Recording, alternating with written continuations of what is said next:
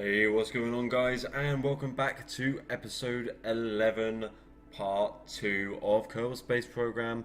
Once again, I am Kruger, but today I do not have a co-host. Darren B and HD is not here, but we do have a special surprise for you. From now on, we will be live on camera. How are you guys doing? So what we're going to be doing over the next episodes that we do, once Darren is back with me, is you will see us back in the bottom corner of the screen, and we'll be here from now on. Now, we did a bit of tinkering before Darren left. We did a bit of tinkering with the spacecraft that we had created, and the engines that we had on it, they weren't quite strong enough to get the satellite into space. So we had a little playthrough, we done some jiggling about, and we finally used the twin bore engines along with the main cell engine that we already had, and that is enough power now to get us into space. So what we're going to be doing today is, once again, we're going to go through the whole launch and get it into the orbit that we want of, I believe we're looking for around about 150 on our apoapsis and periapsis. So about 150,000 should be plenty enough. So let's load up the Jeb. There it is. So as you can see, we've got the twin bore with the mainsail all full of liquid fuel, so it will be fantastic. Everything seems to be looking fine within our tree, so we are ready to launch.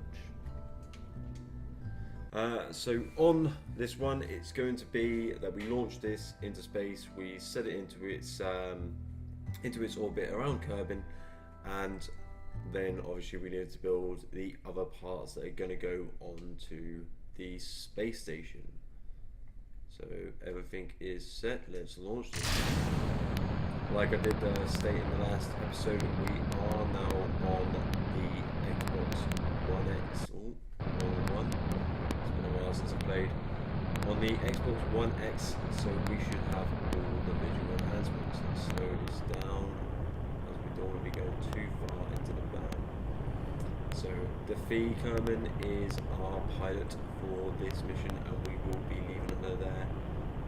We don't actually need to leave her there because obviously we've got the unmanned rockets on it, but she can stay up there for the time being. So once we break around about 15,000, we should be alright to put the boosters back into full effect. But we are still climbing at quite a speed. Here we go, there we go. Get rid of the twin bore. They've kind of taken out my wings. Didn't quite want that to happen, but okay. It's still saying it's still flying fine. I'm going to tilt it over a little bit more, not too much, so it doesn't float back down.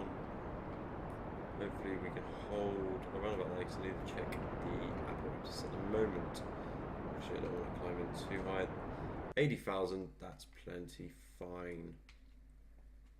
So once again, we're going to set a maneuver node so we can spread and bring out our periapsis. There it is. So that's 7,000, that's at 82,000. It's going to be going off for a minute and a half, so we should have enough fuel to get there. So once again, obviously we're going to do a half burn either side. So we're looking at 45 seconds. So if we can just tilt this over, get it onto the marker, and we are ready to start again. There it is. As long as it stays on that marker, we should be fine. So obviously it will drift up with it, which is nice. So, like we explained in the last part of this episode, is we want to keep one slot open on this space station, and that's so we can dock with the other aircrafts, and then we're going to have one part will be a fuel pod, and we'll keep it as a fuel pod so we are able to refuel whenever we need to. We're not always going to be taking one aircraft up, or one spacecraft, sorry, up in space, having all the fuel that it needs, and we can do a dock, let them resupply, and continue on through. So this should be quite a short and sweet part to this episode, because what we're going to do on the next one is I'm just going to go through the stages of creating each of the different parts of the space station. Alright, let's see how much. We should be okay.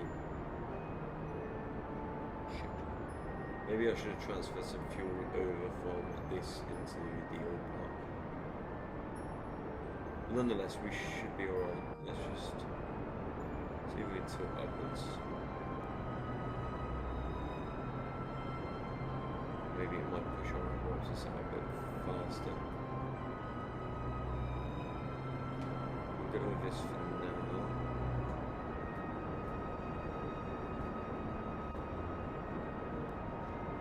It seems to be pushing up. I mean, if this doesn't work, then we'll have to do it again. We'll have to go again, which isn't a problem. But the only problem is we haven't got a parachute, so the V is going to die. I mean, that's slowing down quite a bit now, so hoping that it would extend. Maybe I can turn it a little bit more, slow it completely.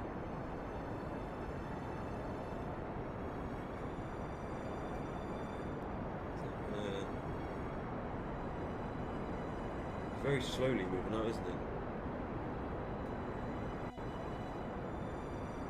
As long as we drop below 70,000 and we can get the power access out, we should be okay. I'm hoping.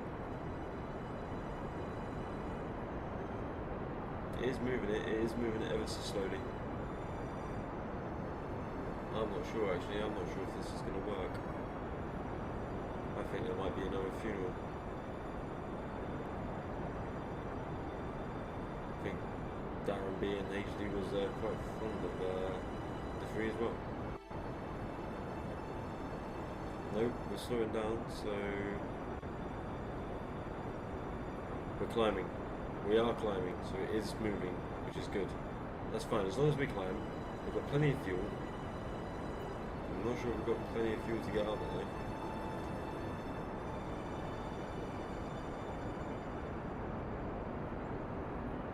Maybe I might set a new apparatus. Let's just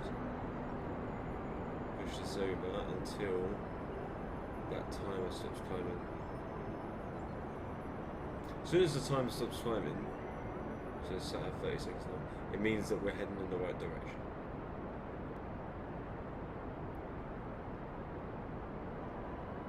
That's fine.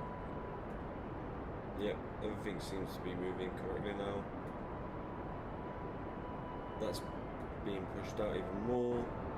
We're down to a quarter of a tank. Let's hope.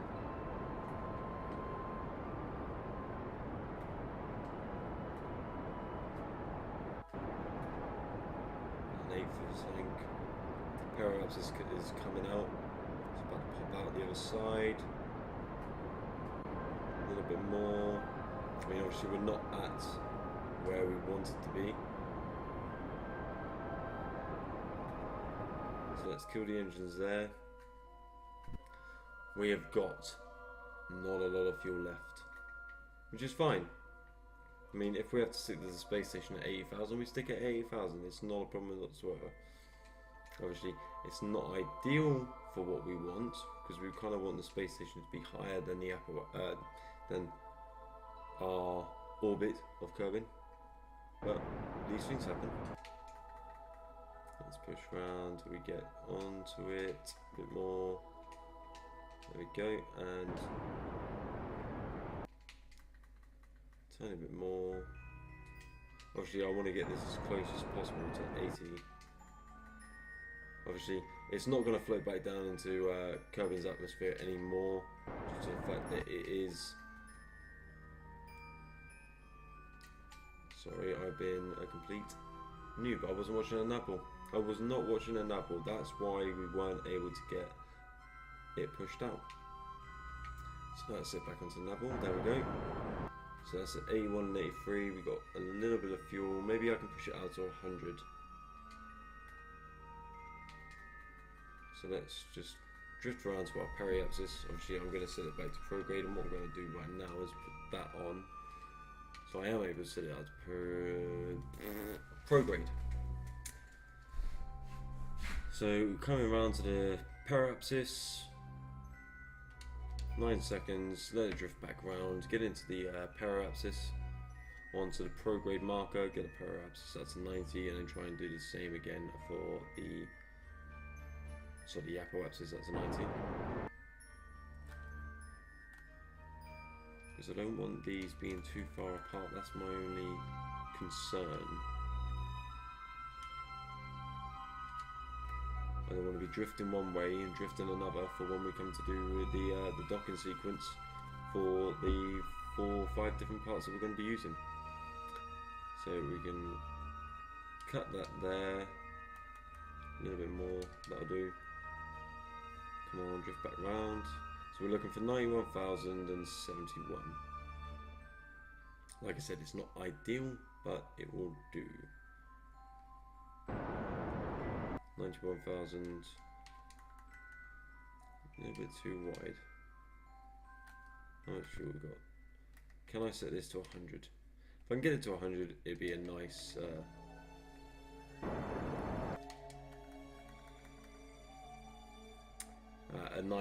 orbit, shall we say. So a little bit more. It's the hardest part, the warp time. Hardest part. So here we go. 3, 2, 1, stop. So it's 21 seconds. Let it drift back round. We will set this, and then we'll release the fairings, release the engine, and we have our satellite in orbit. Let's go a little bit round. Right.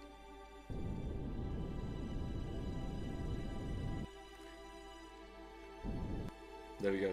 That is just over 100 meters on our apoapsis to our periapsis. So I am actually very happy with that.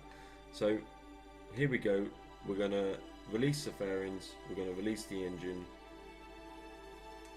So there goes the fairing. There is our satellite. So we're going to release the engine. Attach that. And here it is. Now what I want to do is I do want to set this so it's aiming away from Kerbin. And maybe it doesn't want to aim away. It's because I've still got the program marker on, so whenever I try and move it, it's going to try and move back. So let's put that back onto there. A little bit more, a little bit more. Get onto the marker. If you want to sit onto the marker, thank you very much. And there we have it. There is our satellite in orbit of Kerbin, and we are very happy with where it is. So what we've got is we've got our 4 ports around it, and then we've got one on the bottom. The one on the bottom will probably be for the docking of any large SSTOs, and then we need to figure out what we're going to put on the sides. Obviously we're going to need a solar array. We've already got the antenna on the top. We have got some solar panels on there. We're going to need some crew cabins. So we've got lots to do. But until next time, guys, thank you very much for tuning in today's episode. I've been Kruger. Darren B will be back with me next time. But until then, I'll see you later. Bye bye for now.